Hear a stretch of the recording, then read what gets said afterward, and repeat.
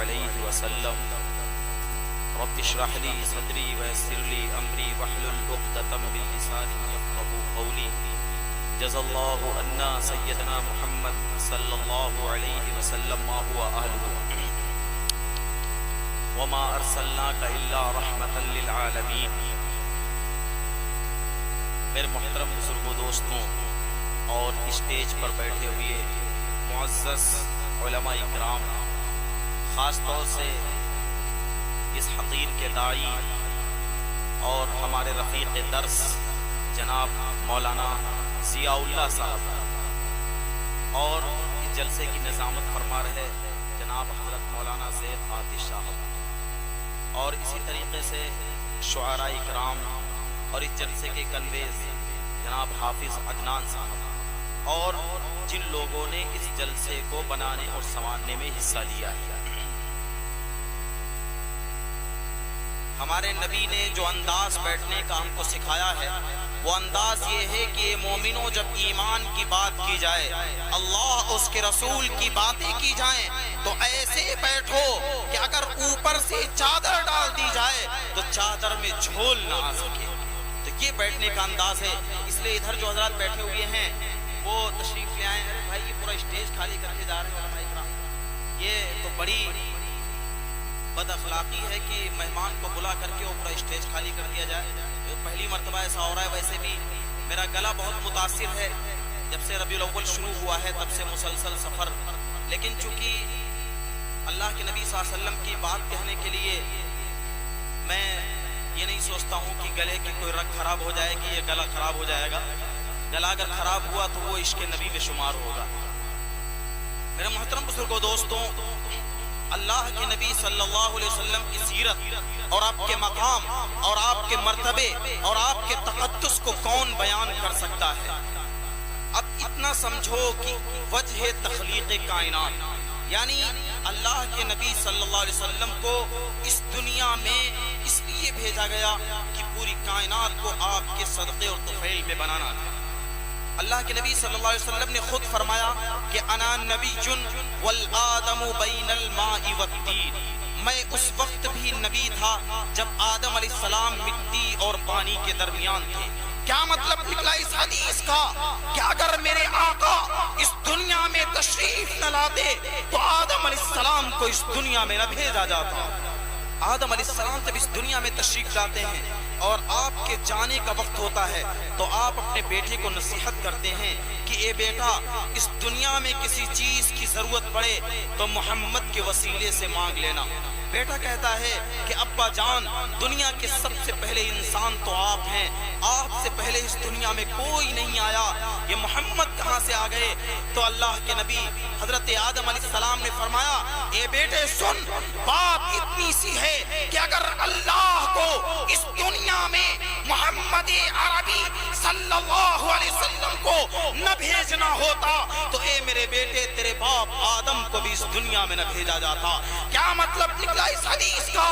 اگر میرے آقا اس دنیا میں تشریف نہ لاتے تو آدم علیہ السلام کو اس دنیا میں نہ بھیجا جاتا، میرے آقا نہ ہوتے 1,24,000 انبیاء اس دنیا میں تشریف نہ لاتے، میرے آقا نہ ہوتے آسمان اور زمین نہ ہوتی، میرے آقا نہ ہوتے عرش اور کرسی نہ ہوتی، میرے آقا نہ ہوتے لوح و قلم نہ ہوتی، میرے آقا نہ ہوتے جن و بشر نہ ہوتی، میرے آقا نہ ہوتے آسمان اور زمین نہ ہوتی، میرے آقا نہ ہوتے ملائکہ نہ ہوتے، میرے آقا نہ ہوتے علماء نہ ہوتے، میرے آقا نہ ہوتے خطبہ نہ ہوتے، میرے آقا نہ ہوتے عظماء نہ ہوتے، میرے آقا نہ ہوتے ادبا نہ ہوتے، میرے آقا نہ ہوتے فصحاء نہ ہوتے، میرے آقا نہ ہوتے بلغاء نہ ہوتے۔ الغرض میرے آقا کو نہ بھیجنا ہوتا تو اس کائنات کے ایک ذرے کو بھی وجود نہ بخشا جاتا۔ شاعر کہتا ہے، وجود فطرت کے سرورق پر جو نام احمد رقم نہ ہوتا، یہ نقش ہستی ابھر نہ سکتی، وجود لوح و قلم نہ ہوتا۔ شاعر مشرق علامہ اقبال کہتے ہیں کہ نہ ہو یہ پھول تو بلبل کا ترنم بھی نہ ہو، چمن دور میں کلیوں کا تبسم بھی نہ ہو، یہ نہ ساقی ہو تو پھر میں بھی نہ ہو، خم بھی نہ ہو، بزم توحید بھی دنیا میں نہ ہو، تم بھی نہ ہو، خیمہ افلاک کا استادہ اسی نام سے ہے، نبض ہستی تپش آمادہ اسی نام سے ہے۔ یہ ساری چیزیں، یہ زمین کا پانی پر بھی جانا اور یہ آسمان کا بغیر ستون کے کھڑے ہو جانا اور یہ پہاڑوں کی بلندیاں اور یہ شیر کی دہاڑ، یہ سانپ کی فنکار، ان تمام چیزوں کو ہمارے اور آپ کے آقا، میرے آقا، میرے مولا، کل جہان کے آقا، کل جہان کے مولا، کالی کملی والے، جگر گوشہ آمینہ، یتیم عبداللہ، سید الاولین والآخرین، سید الراکعین، سید الساجدین، سید الشاہدین، سید الانبیاء والمرسلین، شہنشاہ بطحہ، تاجدار مدینہ، سرور کائنات، رحمت عالمیہ، صفوت آدمیہ، تتمہ دور زمان، کہہ دیجئے جناب محمد الرسول اللہ صلی اللہ علیہ وسلم کے صدقے اور طفیل میں بنایا گیا۔ میرے نبی کے بیان کو، میرے نبی کے تقدس کو کون بیان کر سکتا ہے؟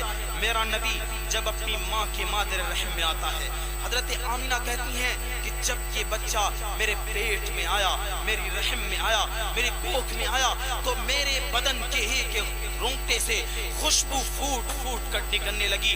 مکے والے حیران، مکے کے بڑے بڑے رئیس، بڑے بڑے عمرا، بڑے بڑے ثروت مند حیران، اور عبد المطلب کے پاس آتے ہیں، کہتے ہیں تمہاری بہو ایسی کون سی عطر استعمال کرتی ہے، ایسی کون سی خوشبو استعمال کرتی ہے کہ وہ عطر ہم جیسے بڑے بڑے مالداروں کو نصیب نہیں، ذرا ہم کو بھی اس عطر کا نام بتا دو۔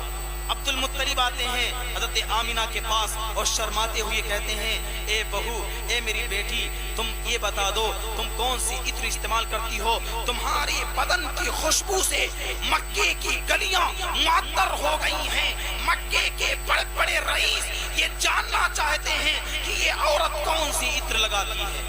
حضرت آمینہ جب یہ سنتی ہیں تو آپ کی آنکھوں سے آنسو جاری ہو جاتے ہیں، کہتے ہیں اے میرے خسر، اے میرے ابا جان، مجھے عطر کون لا کے دیتا؟ میرے شوہر تو اس دنیا سے رخصت ہو گئے ہیں۔ مجھے خوشبو کون لا کے دیتا؟ میرے شوہر اس دنیا سے رخصت ہو چکے ہیں۔ لیکن میرے خسر، جب سے یہ بچہ میرے پیٹ میں آیا ہے، جب سے یہ بچہ میرے کوکھ میں آیا ہے، اس وقت سے لے کر کے آج تک میرے جسم کے ایک ایک رونگٹے سے خوشبو پھوٹ پھوٹ کر نکلتی ہے، اور اس خوشبو نے مکے کے پوری گلیوں کو معطر کر دیا۔ اور یہیں تک نہیں ہے، بلکہ میں جب رات کو سوتی ہوں تو چاند آ کر کے مجھے سلامی دیتا ہے، جب میں رات میں سوتی ہوں تو ستارے آ کر کے سجدہ کرتے ہیں، میں جب دن میں چلتی ہوں تو ایک آسمان کا ٹکڑا، ایک ابر کا ٹکڑا آ جاتا ہے، میرے اوپر سایہ کر لیتا ہے، جب میں چلتی ہوں تو وہ ابر کا ٹکڑا بھی چل دیتا ہے، میں جب رک جاتی ہوں تو وہ ابر کا ٹکڑا بھی رک جاتا ہے، میرے اوپر ایک دھوپ کی کرن نہیں پڑنے دیتا۔ یہ نبی کا مقام ہے، یہ نبی کا تقدس ہے، یہ نبی کا مرتبہ ہے۔ پھر جب نبی اس دنیا میں تشریف لائے، دنیا کے تمام بچے روتے ہوئے آتے ہیں، دنیا کے تمام بچے اس دنیا میں آتے روتے ہوئے، لیکن قربان جاؤ میرے آقا پر، میرے آقا اس دنیا میں تشریف لائے، اور جیسے ہی آپ کی ولادت ہوئی، آپ نے اپنے گھٹنوں کو زمین پر رکھا اور آپ نے وہ شہادت کی انگلی آسمان کی طرف اٹھائی اور اشارہ کر دیا کہ جو نبی پوری زندگی وحدانیت کی دعوت دینے والا تھا، جو نبی پوری زندگی اللہ کی وحدانیت کو دعوت دینے والا تھا، اس نبی نے دنیا میں آتے آتے ایک انگلی کو اٹھا کر کے اللہ کے ایک ہولے کا اعلان کر دیا کہ لوگوں اللہ ایک ہے، اللہ ایک ہے۔ حضرت آمینہ فرماتی ہیں جب یہ بچہ پیدا ہوا تو تھوڑی دیر کے لیے یہ بچہ ہماری نظروں سے روپوش ہو گیا، پھر میں نے ایک آواز سنی، کوئی کہہ رہا ہے اے جبرائیل، اس بچے کو پیش کر دو، مشرق میں پیش کر دو، مغرب میں پیش کر دو، شمال میں پیش کر دو، جنوب میں پیش کر دو، اور اعلان کر دو آ گیا خاتم الانبیاء، آ گیا امام المرسلین، آ گیا۔ حضرت آمینہ کہتی ہیں عبد المطلب سے کہ اے میرے خسر، اے میرے والد، میں نے اس جیسا بچہ تو کبھی نہیں دیکھا۔ عبد المطلب کہتے ہیں تم تو گھر میں رہتی ہو، تمہارا باہر آنا جانا نہیں ہوتا، لیکن میں شام جاتا ہوں، میں عراق جاتا ہوں، میں دوسرے ملکوں میں جاتا ہوں تجارت کے لیے، لیکن میں نے بہت ساری جگہوں پر بچوں کو دیکھا، لیکن اس جیسا بچہ میں نے نہیں دیکھا۔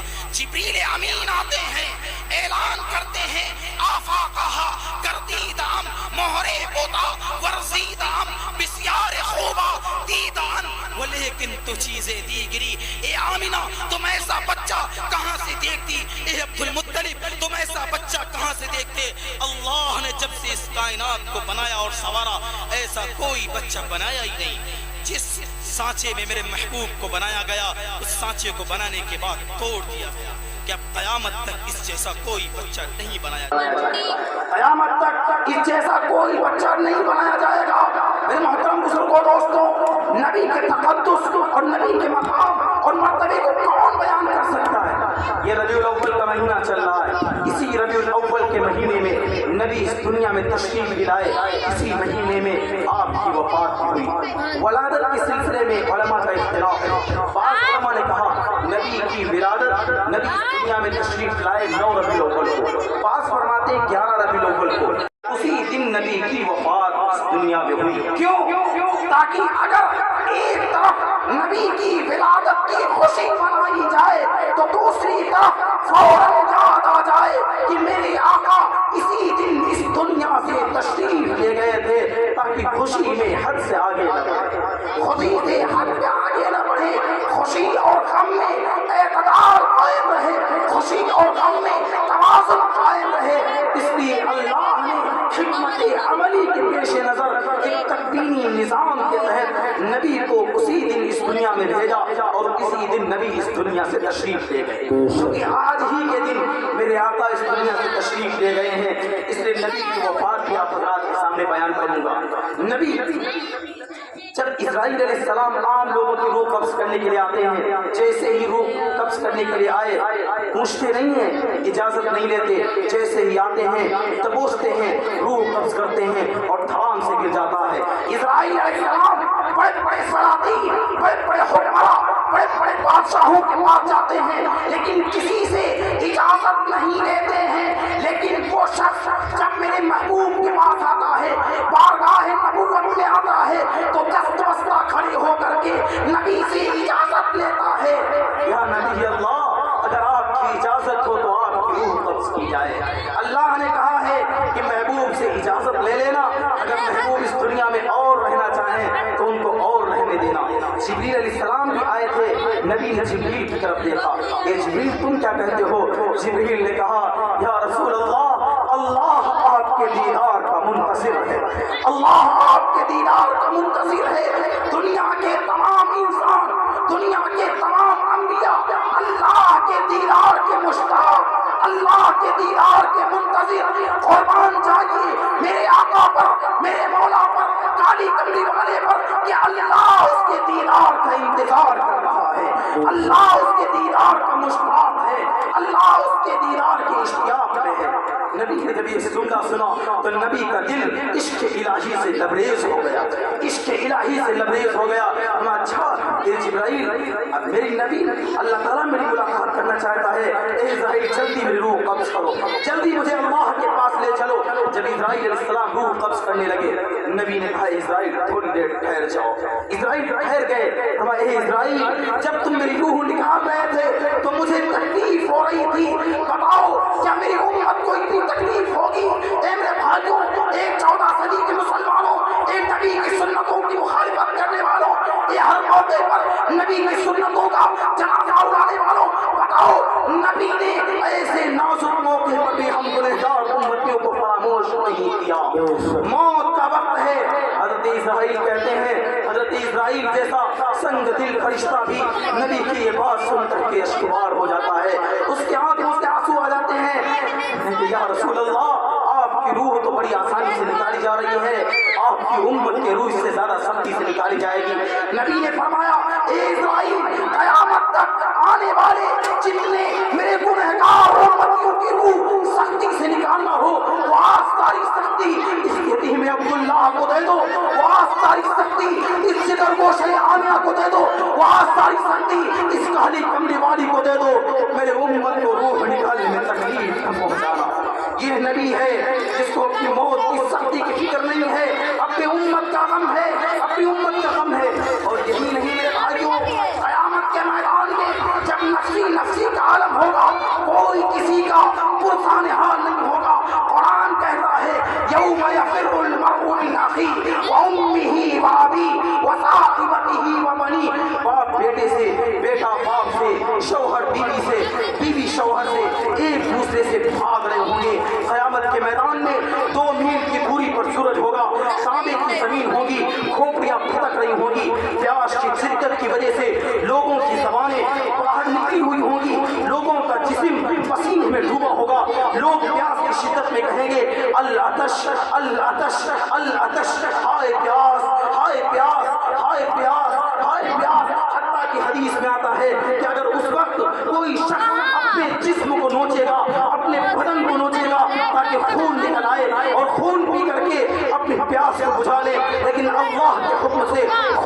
खुश्क हो चुका होगा। ऐसे वक्त में जहाँ हमारा बाप हमसे भाग रहा होगा, जहाँ हमारी माँ हमारे काम नहीं आएगी, उस वक्त हमारे और आपके सरदार हमारे लिए अल्लाह के बारगाह में सिफारिश करेंगे, अल्लाह के दरबार में सजदे में गिर जाएंगे, अल्लाह की हम्द करेंगे, अल्लाह की तस्बीह बयान करेंगे। अल्लाह को प्यार आएगा, अल्लाह ताला कहेगा इरफा रासक या मोहम्मद सल अंतोता, ए मेरे महबूब अपने सर को सजदे से उठाइए, जो आप मांगेंगे वो दिया जाएगा। बताइए ऐसे वक्त में अगर हमसे अल्लाह कहते तुम मांग लो जो तुमको मांगना है, तो हम अपने घर वालों को याद करते, हम अपने बेटों को याद करते, हम अपने बाप को याद करते।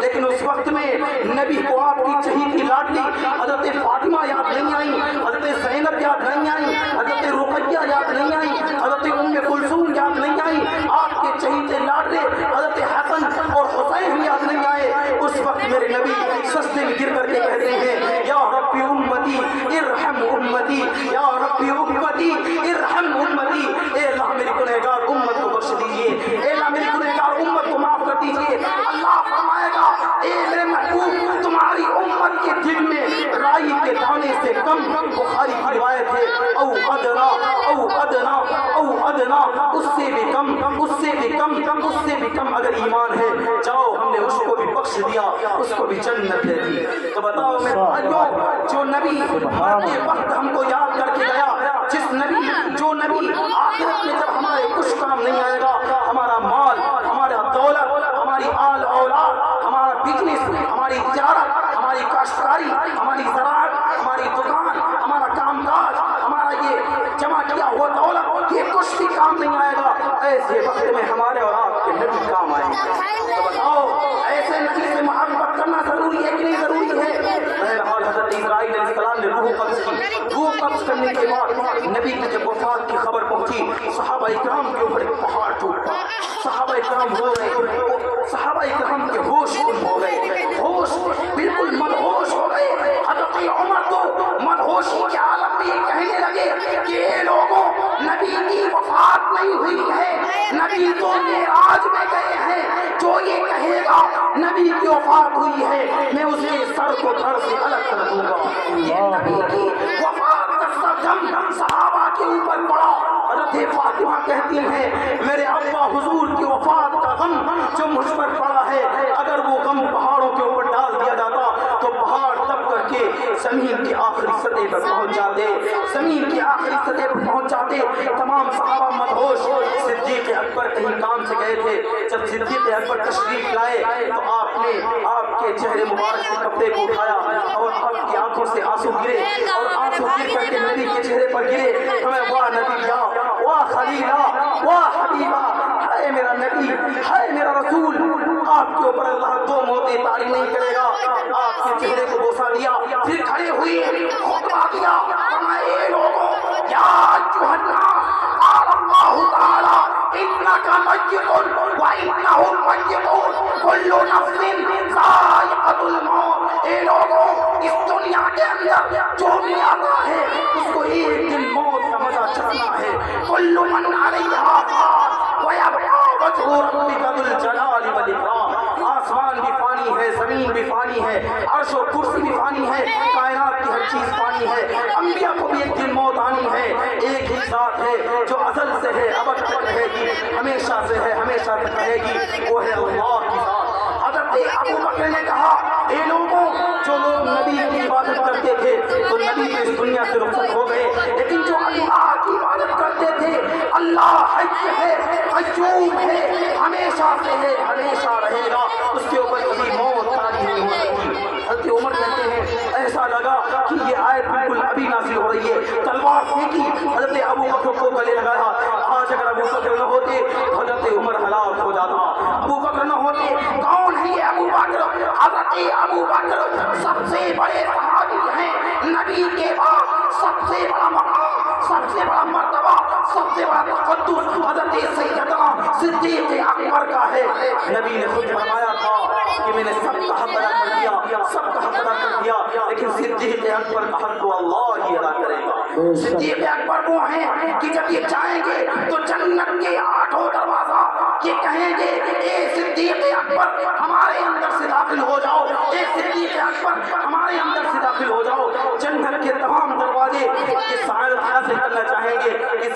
اکبر اس دروازے سے داخل ہو جائیں. وہ صدیق اکبر ہیں.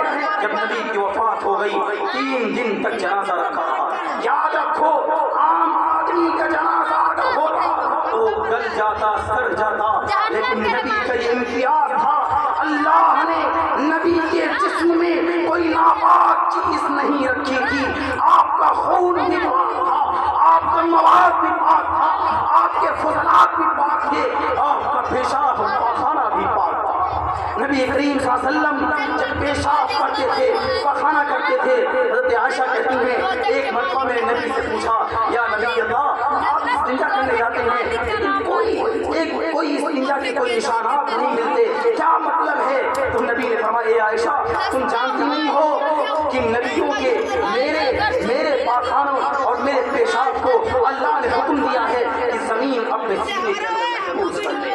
ایک صحابی کہتے ہیں کہ نبی جس جگہ پر پیشاب کرتے تھے زمین پھٹتی تھی اور پیشاب کو اپنے اندر جذب کرتی تھی. اس کے بعد اس زمین سے خوشبو نکلتی تھی جو خوشبو پورے علاقے کو معطر کرتی تھی. تو اللہ نے نبی کے اندر کوئی ناپاک چیز نہیں رکھی تھی. نبی کا خون بھی پاک تھا.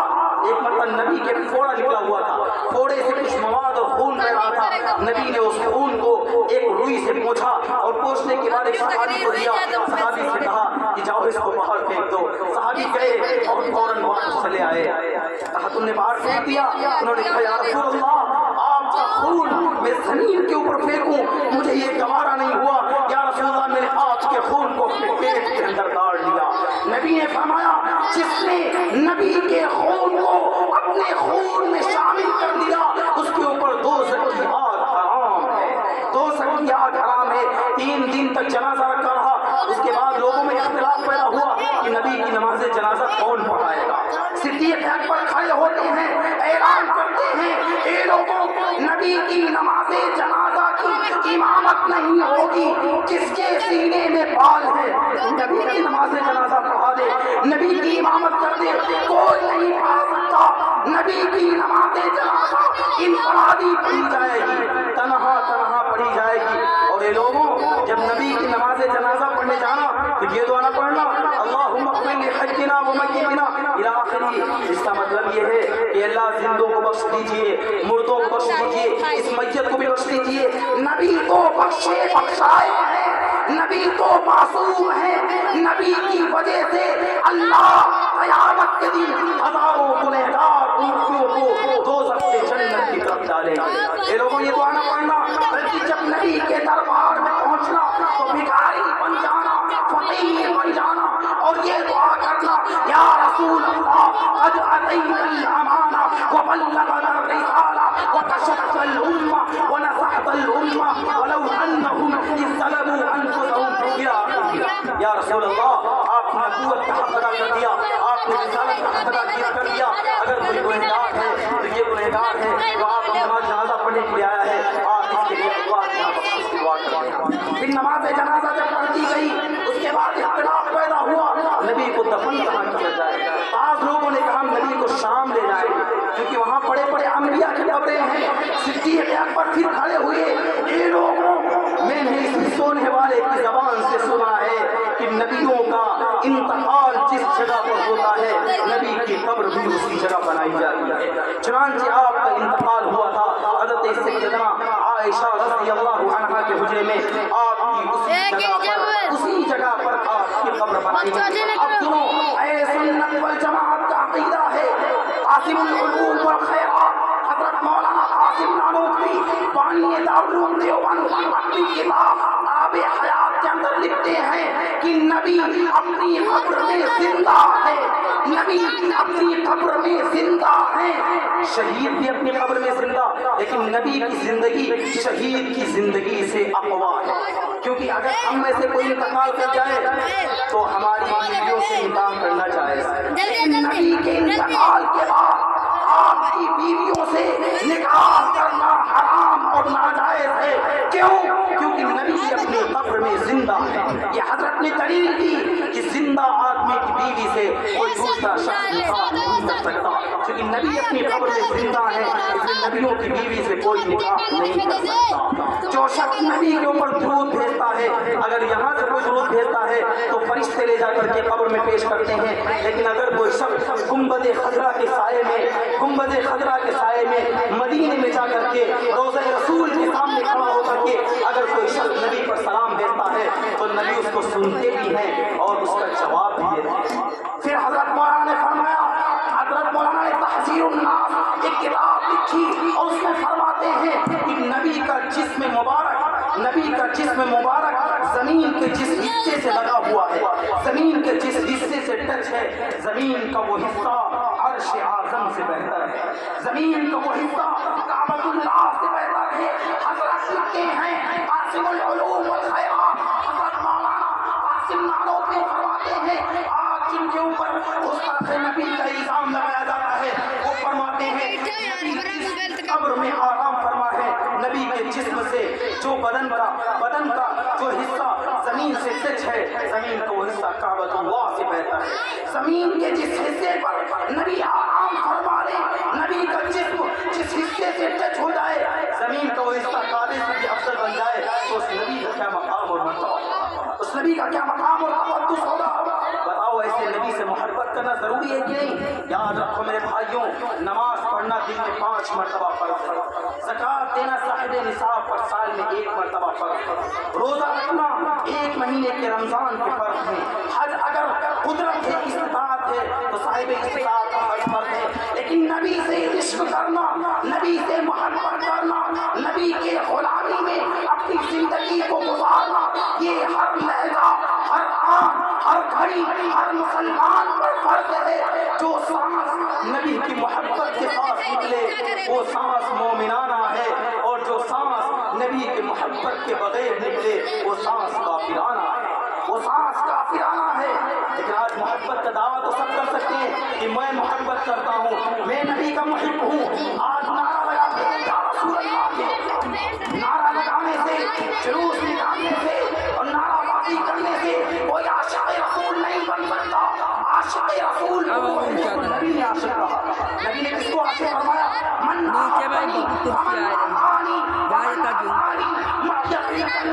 جو مجھ سے محبت کرے گا اس کی علامت یہ کہ وہ میری اطاعت کرے گا، وہ میری سنتوں پر عمل کرے گا، وہ میرے نقش قدم پر چلے گا۔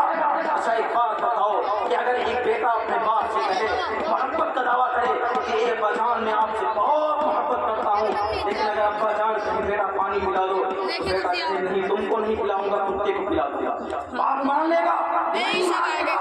باپ کہے گا تم محبت کا جھوٹا دعویٰ کر رہے ہو۔ آج ہمارا حال بھی وہی ہے کہ ہم زبانی محبت کا دعویٰ کرتے ہیں، زبانی عشق کا دم بھرتے ہیں، لیکن جب کبھی نبی کی سنت کا معاملہ آتا ہے، جب ہمارے گھر میں کوئی شادی ہوتی ہے، جب ہمارے گھر میں کوئی بیاہ ہوتا ہے تو سنتوں کا جنازہ ہم نکال دیتے ہیں، سنتوں کا جنازہ نکال دیتے ہیں۔ فرمایا نبی نے من تمسک بامتی عند فساد امتی فلہ اجر 100 شہید۔ جو شخص فتنے کے وقت، فساد کے وقت جب میری ایک امت مردہ ہو رہی ہو، امت میری سنت مٹ رہی ہو، ایسے وقت میں اگر کوئی شخص میری ایک سنت پر عمل کرے گا، اللہ اس کو 100 شہیدوں کا ثواب عطا فرمائیں گے، 100 شہیدوں کا ثواب عطا فرمائیں گے۔ ہمارے پاس ایک گردن ہے، اگر ہم گردن کٹا لیں تو صرف ہم کو ایک شہید کا ثواب ملے گا، لیکن جو نبی کی سنت کو زندہ کرتا ہے، نبی کے طریقے کو زندہ کرتا ہے، نبی کی غلامی کو اپناتا ہے تو اللہ اس کو 100 شہیدوں کا ثواب عطا فرماتے ہیں۔